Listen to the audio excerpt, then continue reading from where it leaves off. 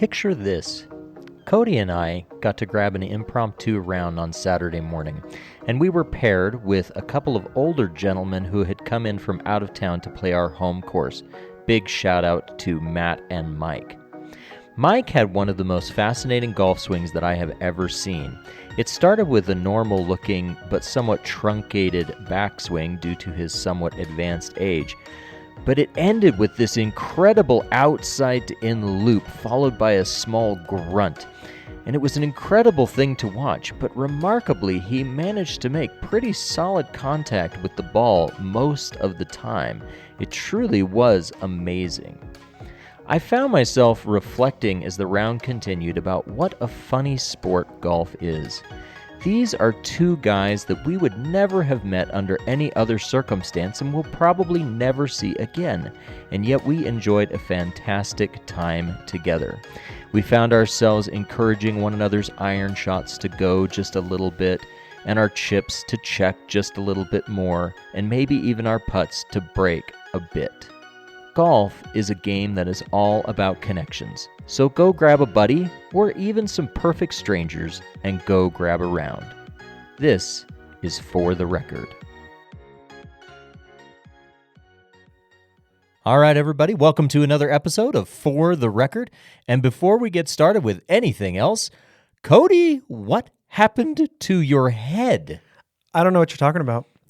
Okay, for the listeners, there is a scene in Star Trek, the motion picture, where Chekhov is terribly burned at his station, and the medical team comes to see him, and they spray some sort of clear analgesic on his hand, and it's all shiny and burned and red and nasty looking, and that is what Cody's it's not that bad. Giant head looks like his right head now. is a little red. It looks like he may have smacked it. It's on the something. shininess. It's so shiny. He's a little sweaty. Okay, it's not sweat.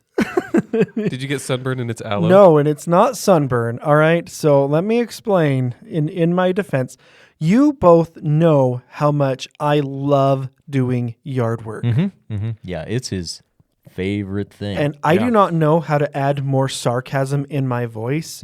Like pulling down the barriers. Yard work is my least favorite thing in the entire world. I hate doing yard work. There are subtle hints and clues about that when one pulls up to your house. It is very true. Not today, though, because I did my yard, and it looks fantastic. Nice. And it just cost you your head? Well, The sacrifice. the sacrifices we make.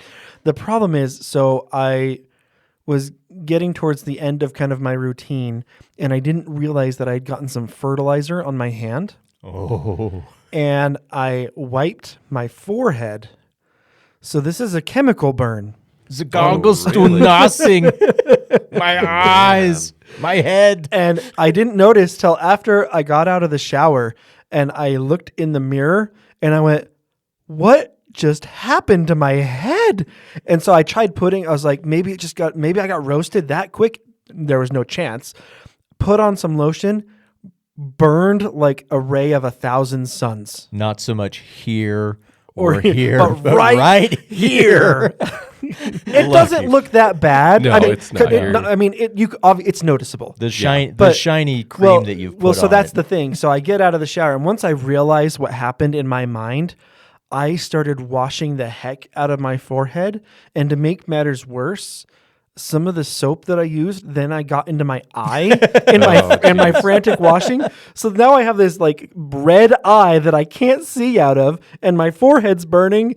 And I was a mess this morning after getting the yard work done. So the shininess is the analgesic that I put on. I don't even know if that's the right word. The just the cream, the balm of sorts to try and soothe things over. The bald bomb? Yes, the bald bomb for the bald man.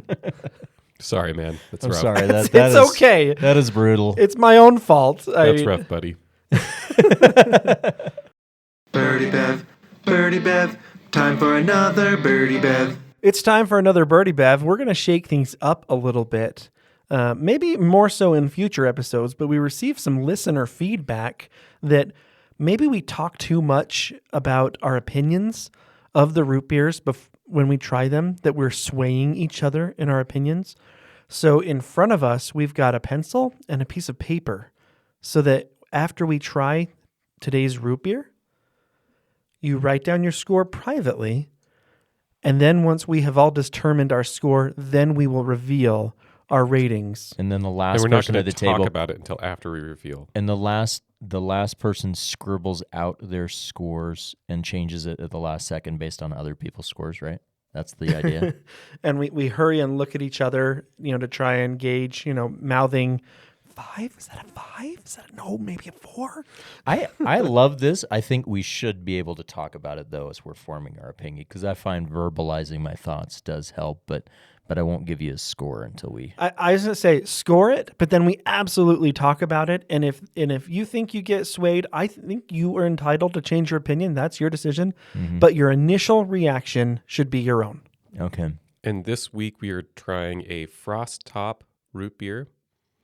Looks like they've been around since 1926. Please tell me it's diet, because I'm really thirsty. It is. Woohoo! And I just wanted to comment that the listener was quite beautiful, and just throw that in there. Did she send you a picture along with the comment? She walked right up to me, and It was his wife. The listenership is relatively small at this stage. all right.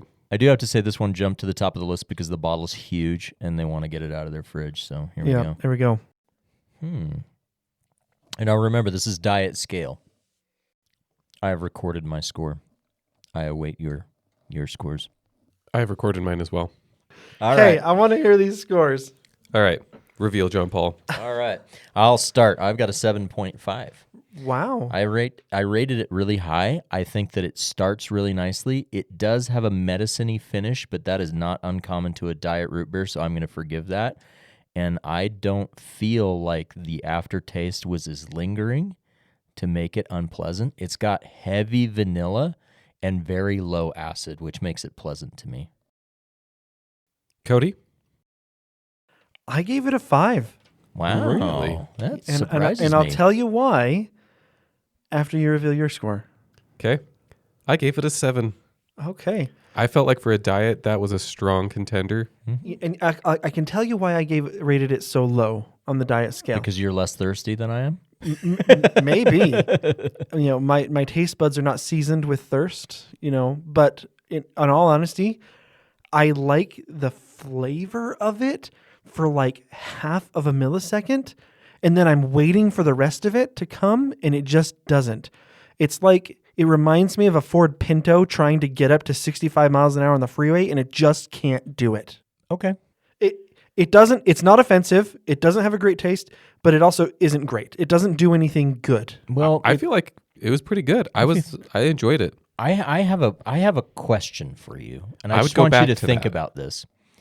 If I gave you something salty to eat, because you ate a sweet little snack prepared by our wives for their book club, Maybe right that screwed it up. before you drank it, and I'm wondering if you cleaned your palate with something salty and gave it another shot, if it would improve your opinion of the beverage. You actually might be onto something, because the sugar bump you get from an actual sweet treat versus a diet, and it's not bad. A 5 for me is not bad.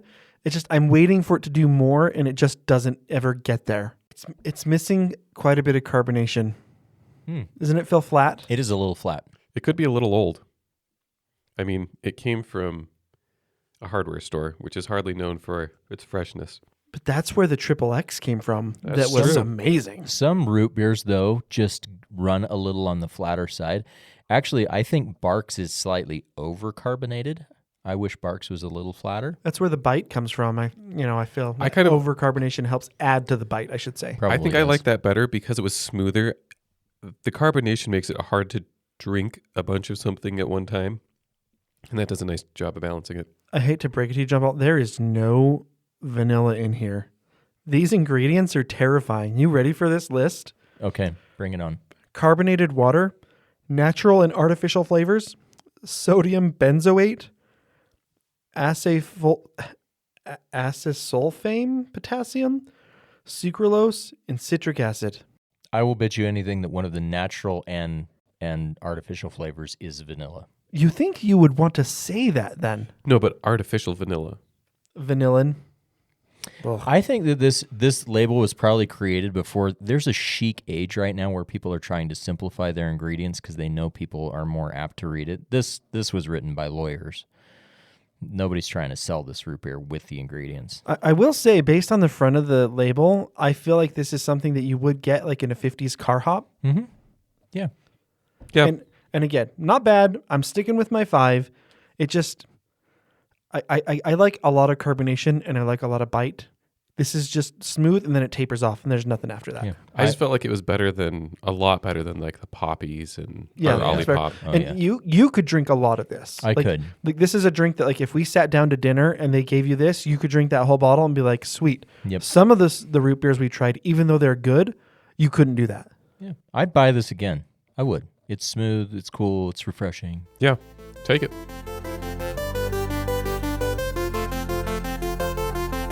We've spent a little bit of time talking about this, but not in great length, and we've never really come full circle on this topic.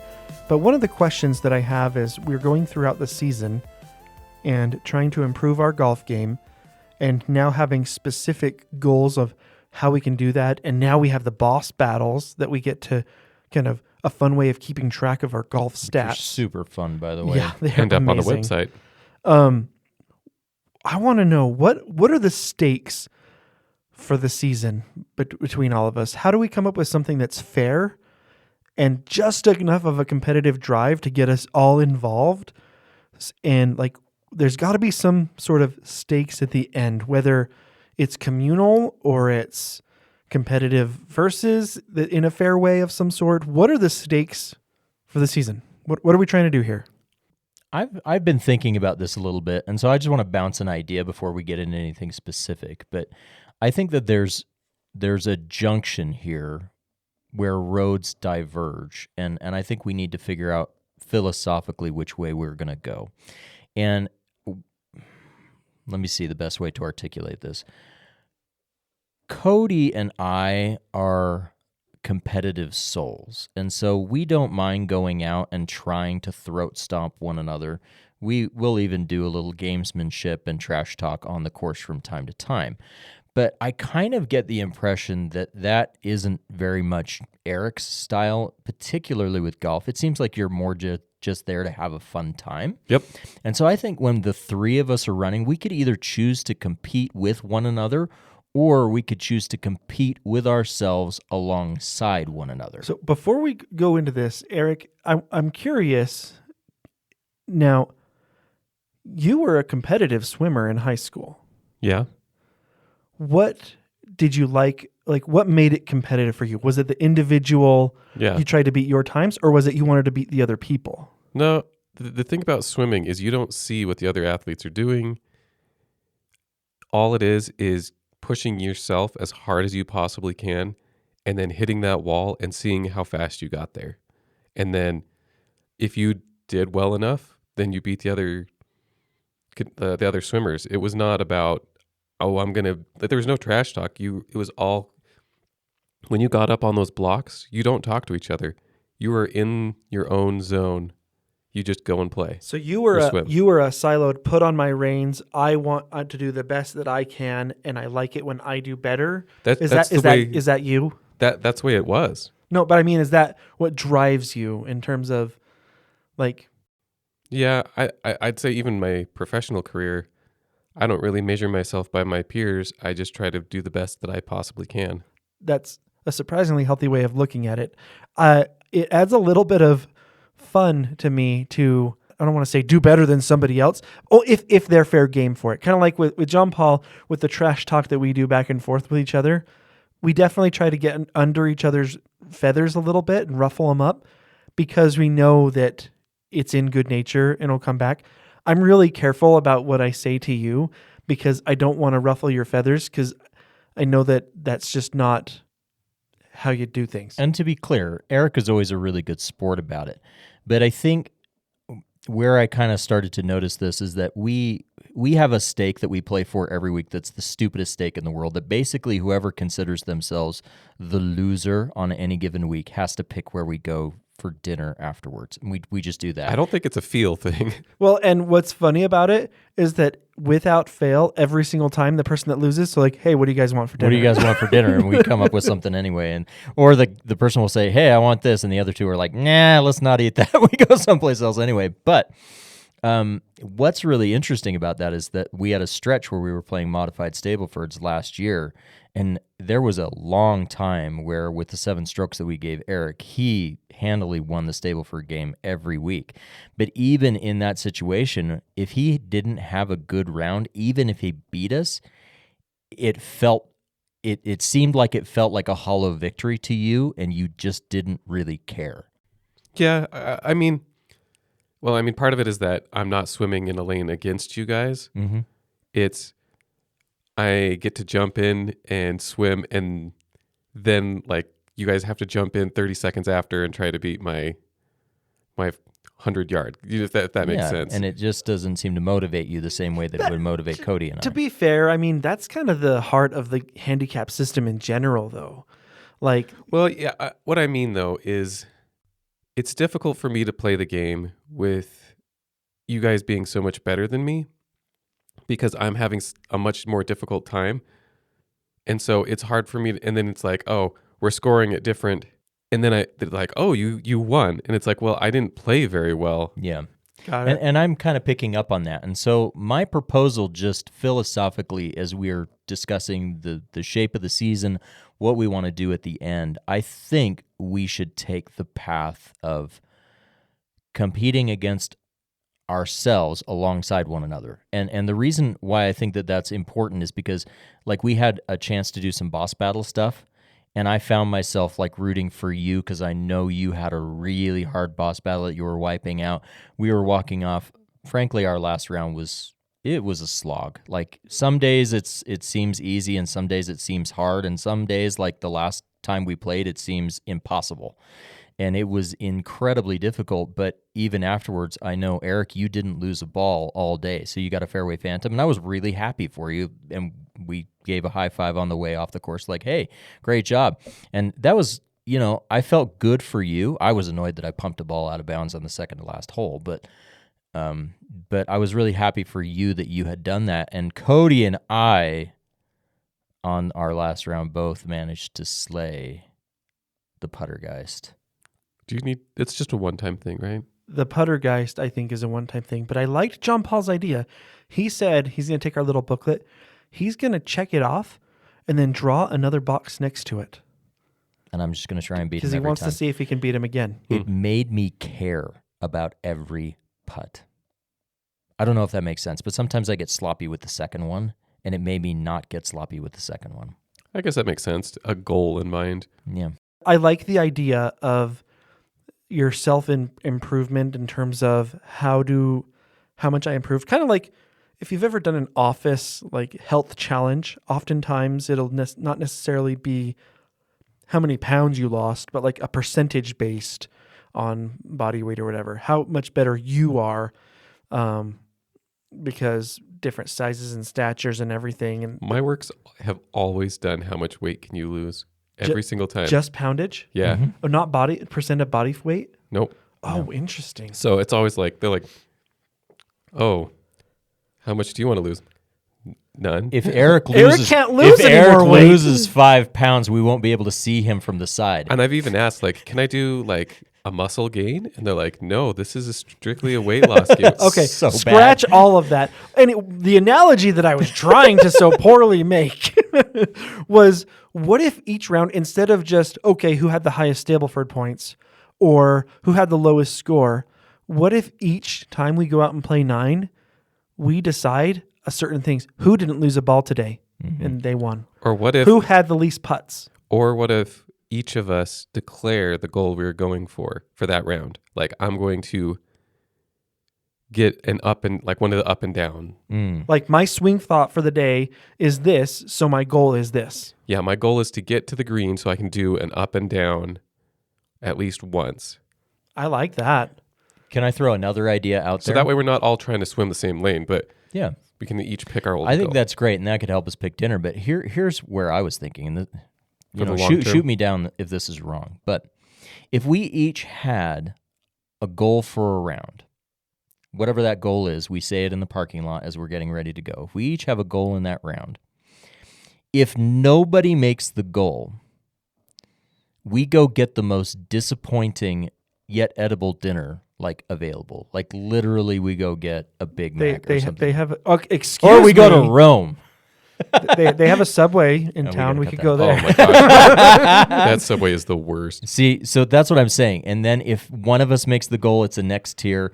And if all three of us make our goal, we order dessert at a sit-down restaurant. Do you know what I mean? And So you're saying if we don't meet our goals, I really want Jim's to be like, sorry, you don't get it. You do not get pie today. No Andy's my mint friend. pie for you. No Andy's mint pie because you didn't do it. But then we're pulling for each other instead of competing with each other. Okay. Do we need a mini honesty moment here? Yeah, go ahead. I mean, Hit me and with I know it. that that's not really a segment on our show, but I would be completely lying if there's times when you don't step up for a chip that I hope that you just choke. That's fair. That doesn't answer the original question. What are we doing for the season? Well, that's a good question because if we're competing with each other, then I think we need to have a reward for meeting a certain goal. And so I've been thinking about this. I have 2 ideas that I want to run by you, and we can clip these out later if you don't like them. But we will need permission from the wives. We have a tradition of taking girls' trips and guys' trips. I think at the end of the season, we plan a guys' trip. Okay. And I think what we do on that guy's trip and where we go on that guy's trip is tiered based on how close we get to these goals. Now, I'm going to go a step further than that. Are you with me? Listen to this. This So is crazy. far. This is on my dime. So I want to make sure that that's clear. You don't have to talk with your wives about this. This is my dime. You might need to talk to your wife about this. No. I feel confident doing Wow. this. I feel confident No, doing this no. because we're going to do it a little bit differently than we've done it in the past. But when we set this goal, we said we want to be average golfers. So we've said that we want to approach average golf. We want to not be terrible golfers. And in my mind, the definition of a terrible golfer is a handicap above bogey golf. I think all of us, if we could be bogey golfers, we would be happy for the rest of our lives. I never have to be better than that handicap. I don't need to be a sub 10. I don't need to be a sub 5.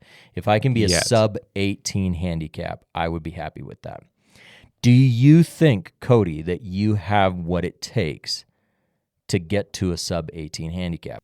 Yes. You have it. You think you've got what it takes. Eric, do you think you have what it takes to get to an 18 handicap? This year? No. Oh, someday? Ever. Yeah. Maybe. Okay, here's the deal. On my dime, when all 3 of us tick the box of a sub 18 handicap, we're going to Pebble, Oh, and okay. I'm taking us there. Hope inflation doesn't hit too I'm hard. glad that we're recording. Let me just go on and book my season pass to the golf course so I can go and practice a lot more. By all means, if you find it motivating. But I think that's the spirit of what we're doing. That helps us pull for one another. Eric didn't get the chance to go to Pebble with us on the last. I did go to Torrey Go around. Pines. That was great. It was fantastic. I loved Torrey. That's like it was a saying- great course. Yeah, let me tell you the analogy here. The best analogy I have is saying, I went to Lagoon. It's great, but you've never been to Disneyland, buddy. Okay. That's the level of separation we're I talking really about. like this cheddar cheese when you've never had brie. Some people don't like brie. I don't know if that's a You good don't like a analogy. triple cream brie? Eric I didn't loves say a triple green. I didn't I'm like- talking to you. That's catered to you. Okay. So fair. Pebble is special. And when I went to Pebble, I had a great time. I loved it. I didn't play good golf. And I think Pebble's a challenging course, but I was super disappointed because my only goal going to Pebble was to break 100, and I carded a 101. I have to go back. I have to. I shot a 99. I know you did. And you birdied you birdied Birdied the 18. 18th hole, which is the highlight of your golfing career. But our best days are ahead of us, my friend. All right. Ahead. So I love that idea, and I love that goal, the long-term goal. What's the goal? Let's go back to the original question. This season, What's the reward? I think we've spent a lot of time talking. We've spent a lot of time just trying to decide here. Honestly, I think we have to decide for ourselves. Okay, some ideas that I've had. And if listeners have some ideas, feel free to send them. Okay. One was the last round, the best scorer wins, and the two losers have to make dinner for them. Okay, we did talk about that. Mhm. And Cody makes magnificent bread. I can do crepes. I can also do... I can cook a lot of things. We can cook pretty well. We can make a whole themed dinner, and it would be great. Smoke things, all kinds of stuff. Or we could do that the winner doesn't have to pay for dinner, and either the lowest or the loser, the highest score, or the two losers pay for the winner's dinner. Free dinner. Free dinner. Free dinner to the at- victor. And I would say that we go to St. George at the end of the season, and we go to that lovely Japanese Sakura. Sakura. I- And That's tempting. Tell me what you think about this. Professional golfers play. It's over 4 days usually. Each tournament's Thursday through Sunday, 18 holes each of those days. Some days you have it and some days you don't. What if instead of just one final round, here's where everything, all the marbles, what if it was an average of like our last 2 or 3? okay, yeah, we could do that. And here's another idea. We could do like the Masters and curate a meal for the winner curates the meal and the losers have to cook it for them. Okay, let me throw one more idea at you. Rather than making it an average of rounds or making it contingent on a single round, what would be your thoughts about directly tying it to our handicap vis-a-vis the largest movement between the highest handicap of the year and the lowest handicap of the year? I feel Wins. like you're at a quite disadvantage at that because you've moved down a few points. With a broken arm and no neck and a low handicap, I'm still going to beat you. So let's talk about that while you're laid up on the couch recovering from surgery. Visualization is powerful. I'll be playing golf in my mind. Pain is a construct of the mind. Okay, if that's how I don't he know. wants to play it. What are your thoughts I on this, think it Eric? needs. Some days we've all played rounds where we have it and don't have it. I like the idea of pacing it over either a couple of rounds, or if you want it to be the biggest differential from your current handicap to the lowest. Which, if that's the way we're going to go, I think Eric has the biggest advantage because your handicap is 30. 31.4. 31? Yeah. You one good round, that's dropping 5 points. Okay. Yeah, Yeah. I could try that. That'd be huge. All right. So if we decide that, then I started the season at a 21.5. I am currently at an 18 even. Because of one good round. Because of one good round. And so I think I've got one final shot at glory to get a sub 18 this year because I've got some low scores that are going to drop off in the next 2 or 3 rounds. So I've got to shoot sub 47 for the next 2 or 3 rounds to take advantage of that. And if anybody listens to this and has any suggestions that maybe we haven't thought of, as of this moment, by the time you listen to this, we're ears. And if we've decided already, then still tell us what you think. That's okay. I mean, they'll be We next can- year too. And we can do multiple things. We can have multiple things Yeah. spooling as well. It's not like it Well, has to be just exclusive. like the boss guide, it's multiple things over the course of. I think if someone checks off their entire book, that you should get a reward for that. So agreed. and maybe the answer isn't we Make take a one cookie. road or the other. Maybe we have some times where we're competing against each other and trying to throw and stomp one another, and maybe there are times when we're pulling for each other. I mean I'm fine with that too. I always enjoy an opportunity to beat Cody. Even when I see you duff a chip, there's, this side of me is kind of like, yes. The other side of me is like, dang it, that's my friend, and I'm sad he did that. I wimble back and forth. I don't really want you to play poorly, but I'll admit that when you do and I have the chance to best you because you're better than me, that competitive nature just comes out and it says, oh, I have a chance. All right, we're going to try the slices right tonight. Last time did not go particularly smoothly, and so I have come up with a new idea, and I think you two are on level ground for this one, so I'm very excited. Today we're going to be talking about video games. We are all video game junkies.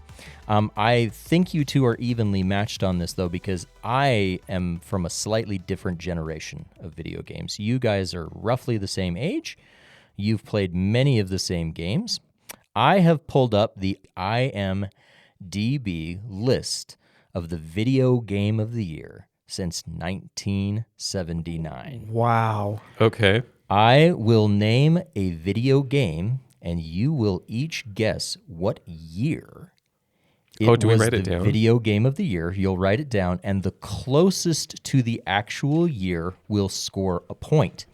If you are the same distance away, neither of you will score a point. So you have to beat the other guy to get a point. So you have your paper ready? Over, under?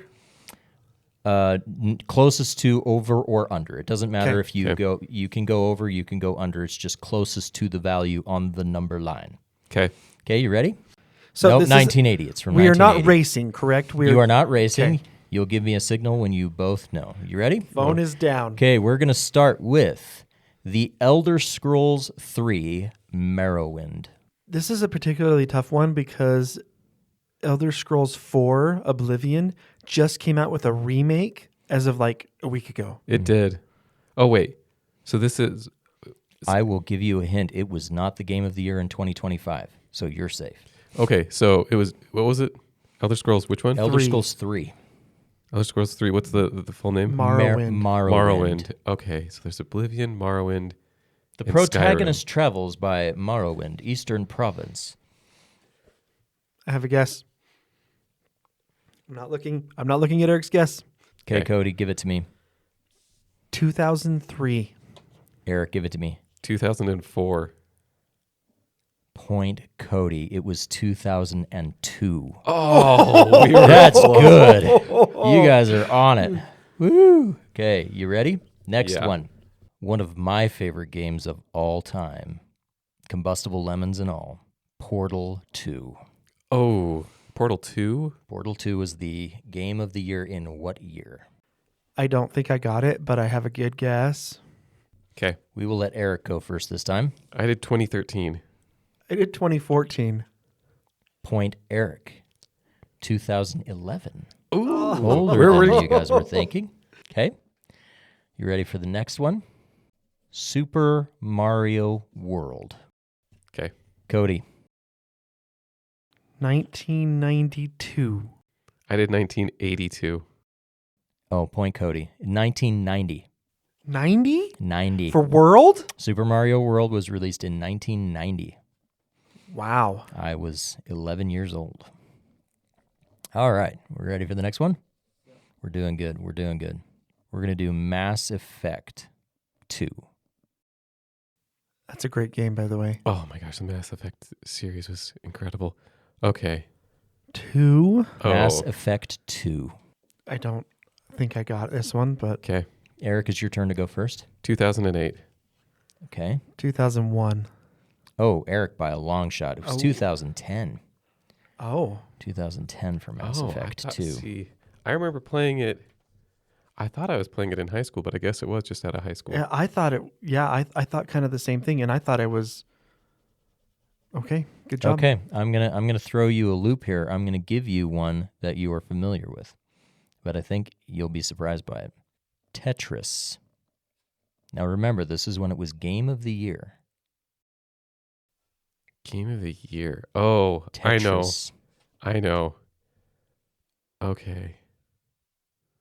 I have to think. Wait. So when you say this is game of the year, and it is not Tetris : something else. It is This just is- the word This is Tetris. Tetris. Okay, so I'm not trying to freak you out. It's not like 2020 or something. It's old. I know. I'm just saying, like there are a But lot of versions of I Tetris. believe it was developed before this. Yes, it was. Yeah.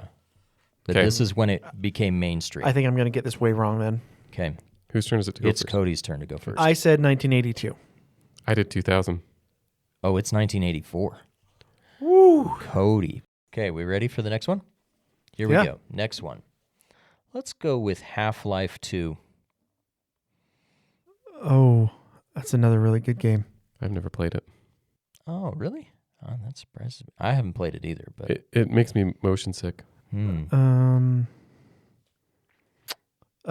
whatever. gosh, one of my favorite games of all time is directly above it the year before. Man, I love that game. I'm not going to tell you because that would be a hint. I'll tell you after. Okay. Eric, I think it's your turn to go first. 2012. 2000. Oh, point Cody again. This would be it's 2004. It's quite an older game.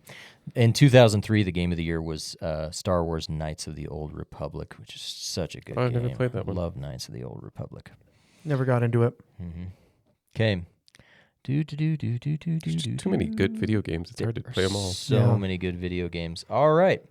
And that is going to bring us to my favorite video game of all... No, it's not my favorite. It's close to my favorite video game of all time. It's my favorite one on this list. My favorite video game of all time didn't make the list. I know what that is. I have a guess. Yeah, what do you think it is? Super Mario 3 is your favorite game of all time, isn't it? That's my second favorite game. My favorite game of all time is Kingdom Hearts 2. Oh. Great game. But my second favorite game and your challenge is Super Mario Brothers 3 for the original NES. And what year was it the game of the year? Okay. Go ahead, Cody. I said 1988. I did 1990. 88? It is 1988. Well, no wonder I didn't know. I wasn't even born. It's good. We'll do one more. One last one. Final point. Here we go. Is it worth 5 points? Let's make it worth... Okay, we'll make it worth 1 point. But if you can tell me what it is on the exact year, this one, if you land directly on it, I will give you 5 points if you hit it directly. You ready? Yeah. It's obscure, but I think you've both played it. Okay, just go. Shadow of the Colossus. Oh, I love that game. Oh, no. I've never played it. Which version? Just I'm assuming the original, the original on the PlayStation. Shadow of the Colossus. PlayStation 2 or because it wasn't... I'm guessing the original PS2. My list strangely doesn't say. Okay. Because That's the game of the year. It's been remade a couple of times, and it's Yeah. always on the greatest hits list. Yeah. It's tough. Oh, it's really gosh. hard. No. No. He had a number written down and he scratched it out. Hey, we didn't stop. Okay. All right, Eric, you get to go first. 2004. Cody. 2000. Point Eric, and so close to the victory. It was 2005. Oh, that was a good one. What's in the bag? What's in the bag? What's in the bag? What's in the bag? What's in the bag? All right. And now we're on to what's in the bag. And we're going to start off with the driver. Yeah, we did this a couple episodes ago where we did our putters. And this is driver edition, very insistent by one John Paul because he is a new driver. We've talked about our fitting. We did mention on a previous podcast episode what driver you ended up with. Mm-hmm. But just as a refresher, why don't you go ahead and kick us off here? Well, so I think when we talked about putters, we talked a little bit about our history on putters, and I think that would be a good thing to talk about here. So I started golfing with a pre-made set that my wife had bought me. I've been golfing for a long time. I had some old persimmon clubs back in the day, but my first real metal driver was one that came in a set with my wife. And what was interesting is I kind of took up golf a little bit there and golfed pretty regularly for the summer that I had those clubs. And very quickly it became apparent that the extraordinarily whippy shaft on that golf club was not going to work for me. And as I picked up swing speed, everything was going very right as a result of the club head opening as it came down. And so I bought the Nike SQ2 square head driver, and I had that thing in the bag forever. I've seen you play with that. That club makes the ugliest sound in the entire planet. No, because Was it Callaway. Parker that played with it? No, it was your brother. We had your brother come out with us, and John Paul let him play with that, and he couldn't hit it. It looks strange behind the ball. I still maintain it's not the worst sounding driver that's ever been made. That was the Callaway that came out that same year, the square back Callaway driver. I can't remember what it was called, the big red-headed one. It sounded like you were smashing a wine glass. There's a on the little tee. bit of the Nike Sasquatch, I think is what the nickname it got. Maybe that was its actual name. I don't know. Yeah. It kind of got a little bit of a cult following. Yeah. Well, I actually liked it because I never had problems with alignment on the tee box. It was dead square on the back. You knew exactly where it was pointed. And that was great. And I played with that club until it developed some sort of microfracture in it, and literally overnight it lost 50 yards of distance. It just couldn't go very far anymore. This sounds familiar. Yeah. And so when the Nike died, then I The bought atom split in my driver somewhere inside of it. yeah. Well, and then I bought the Titleist 915D, which I've used faithfully for a long time. And I loved that club as well. And you know the story about how that's been retired. Why did that one get retired? The hosel separated back from the bottom of That's it. not what you when I said. when I had the hosel back up off of it, where it goes in, there's a crack in the graphite underneath the hosel. So I glued the It had hosel nothing back to down. do with the fact that Cody got a driver and Eric got a driver. No. I could have sworn that I heard him say, I'd be like, it's developed a microfracture. I've lost 50 yards with this thing. Something like that, yeah. Oh, I was just worried about the head coming off. But at any rate, you guys are all just jealous. You're just giving me a hard time because. We're not jealous. We love our drivers. And we love you. Oh, thank you. I feel super. Yeah, that's coming through clearly. Anyway, so just had the fitting. What's in the bag now is the Ping G440 Max. And it's awesome, and it was fitted for me. I have all the settings and everything from my fitter, and unwisely, because my neck is starting to hurt much, much worse, I've been pulling everything left because I've been coming out of my swing early, and it causes a flick of my wrist, so I've been tugging everything left. So I very unwisely screwed with the weight on it during our last round and promptly lost balls right.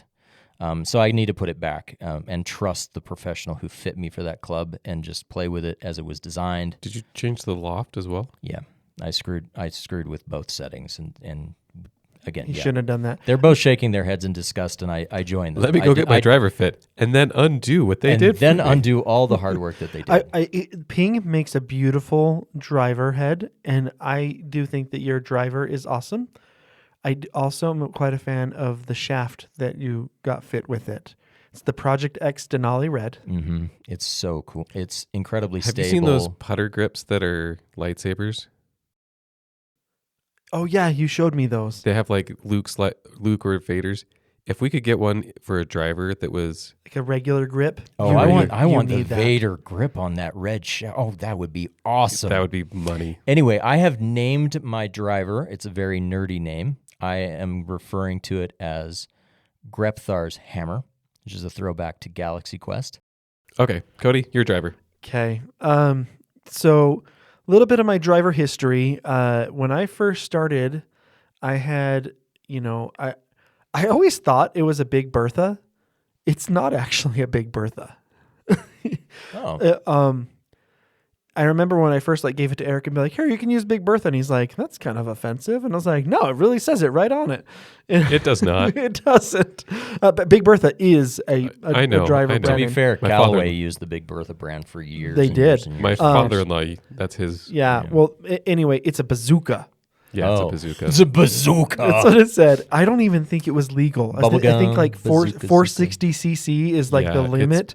I think it's a 480. It's big. I don't think it's a legal club.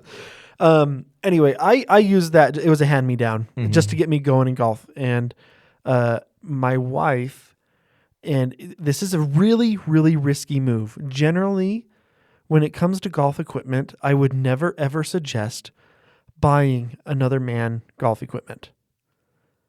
Right? We said over and over, John Paul, you're going to go get fit. You're going to choose the driver. This has got to be you. Your wife couldn't go to the store and buy the driver for you. Could not happen. You never know what kind of shaft a guy likes. It's true.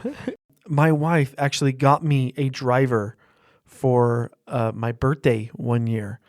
And I was happy as a clam because the driver that I had previously, the Bazooka, was just not doing it for me. And she had enlisted the help of some other people to get their input on what driver I should go for. And I ended up with the tailor-made Jet Speed driver. Oh, that's right. It was a Jet Speed. And it actually was a really good driver. I really enjoyed it for several years. And I think just over time, you kind of want to upgrade your equipment. I mean, golf is a hobby and you want to invest in your hobbies. No, what happens is a microfracture develops somewhere in the club head and you have to replace it. I lost 50 yards and I'm spilling everything, 90 degrees to the right. It's taking a right turn and headed to Albuquerque. It's my clearly club. not It's not me. me. It's the club. You're right.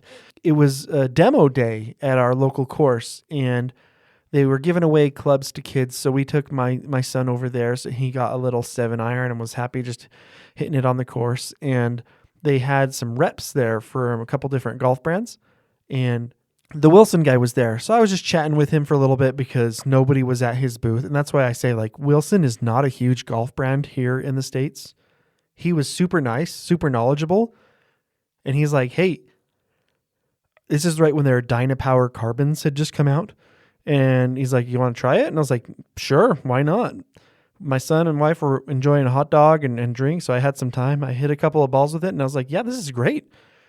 And he's like, do you want to do a fitting? And I was like, well, I don't know if I'm necessarily looking for a driver, but I'm a little curious. He's like, well, do you have your driver? It's like, yeah. He's like, go grab it. Impromptu, free fitting, and then afterwards, I was talking with the club pro, and he gave me an additional $50 off the driver. That's how I ended up now with a Wilson Dynapower Carbon driver. What's the shaft? It is a stiff shaft. I think it's 60 grams, 60 or 70, 9 degree. 9 degree. 9 degrees. And we have affectionately named it Thumbershod. And Cody loves that driver. John Paul and I despise it. I hate Thumbershod so much. For those people who are not aware of the origin of Thumbershod, that would be the fat Dungeons and Dragons dragon.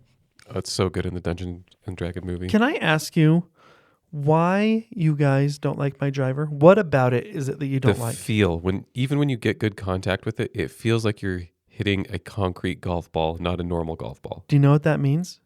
You're not swinging hard enough. It is a stiff shaft at 9 degrees. You have to hit the crap out of it. Yep. And I'll tell you what I don't like about it. My previous driver was a 915H, which is Titleist. Now, the problem with that driver, it's always been considered a really good driver. If you hit it on the sweet spot, the power and speed are effortless. It bounces off of the face. My new Ping driver doesn't feel that way. It's a very different feel. I feel like I can hit it. I don't get as much pop off of the face, but I can hit it almost anywhere on the face, and it's very forgiving. But it won't go as far creamed as my old driver will creamed. Your driver, I feel like when I swing that thing, I'm doing all of the work and the face is just a dead piece of steel that just hurls the ball out there. There's no pop on it. Feels strange in my hand. It feels dead to my fingers. That is so weird. I think it's the most forgiving driver I've tried. I hit that thing low on the toe or on the heel, and we're only talking a variance of 20 yards. Well, in the Hobbit, how many beings does Smaug kill in the Hobbit film? I don't know. Like 5 or 6, maybe? Well, he burns down Lake Town. Oh, he does burn down Lake Town. That's true. That's quite a few. Thembershod in the Dungeons and Dragons movie, in a matter of a few very entertaining moments, manages to eat a humongous number of people. I feel like that's the perfect name for your driver because when you catch that sucker, it is hard to see where the ball lands because it is so far away. It is insane when you get a hold of that thing. It's a great driver for you. It's a great driver for you. For you. We hate it. Yeah. That's fine. Just like, in Harry Potter, the wand chooses the wizard. Can't use another wizard's wand. Don't use my driver. Yeah. I think John Paul and I could probably switch clubs pretty easily. Yeah. Well, he wouldn't like my clubs. But they're Oh, really, no, they're I really love similar. I love your driver. Eric, yeah, my driver is different. let's hear the history of your driver. Okay. So my driver is a brief history of my golf game with the driver. I had donor clubs from John Paul. I believe I got Cody's bazooka driver for a while. And great clubs for a beginner. I went pretty far with them, but I decided I needed one for my own. And so Cody and I took a day off of work or something, and we went and hit up a few of the stores. We went to down State Street in Salt Lake and just hit up all the golf stores that we could. There's like 5 golf stores all within like a 10-mile stretch of road, and I think we just went to all of them. Yeah, and we were looking for a used one. We and should then- call it the Green 10 Mile. Yeah, it was great. So there were a couple that I was kind of interested in, but no magic wand moment kind of thing. And then the last place we stopped off was, Golf Galaxy. it was Golf Galaxy. We stopped off at Golf Galaxy, and they don't really have much in the way of used, but we were looking around, and they had just marked down some of the last gen drivers, and we noticed that they had the TaylorMade M4 down to a very reasonable price. So I grabbed it and practiced and hit a few, and I was just creaming them. They were going so far. It felt so good, so effortless. And so I picked it up. And that driver is still, in golfing circles, widely considered one of the best drivers of all time. The one thing that I would like differently about it is if it did have an adjustable weight, because when I try and cream it, it always peels right. Mm-hmm. And so I would like to have a weight so that I can move it. I think your driver, when you get it back to its normal settings, I'd like to hit it because I think I might be able to hit that pretty well. Yeah. Do you have a loft adjustment or anything on your driver? Nope. Everything's stock, shaft, stock.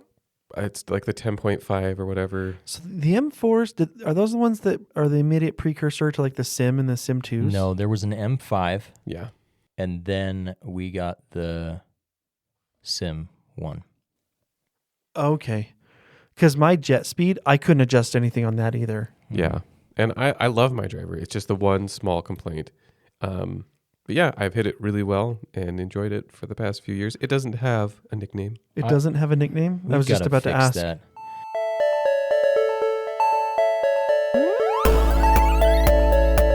Thanks for joining us again for this episode of For the Record. If you liked what you heard or have any notes or comments or questions for us, send us a line, fortherecord.com, F-O-R-E, therecord.com, or call us out on our socials at fortherecord_golf on Instagram or on Blue Sky. Listen to us on Spotify, Amazon, iTunes, or get our RSS feed from our website as well.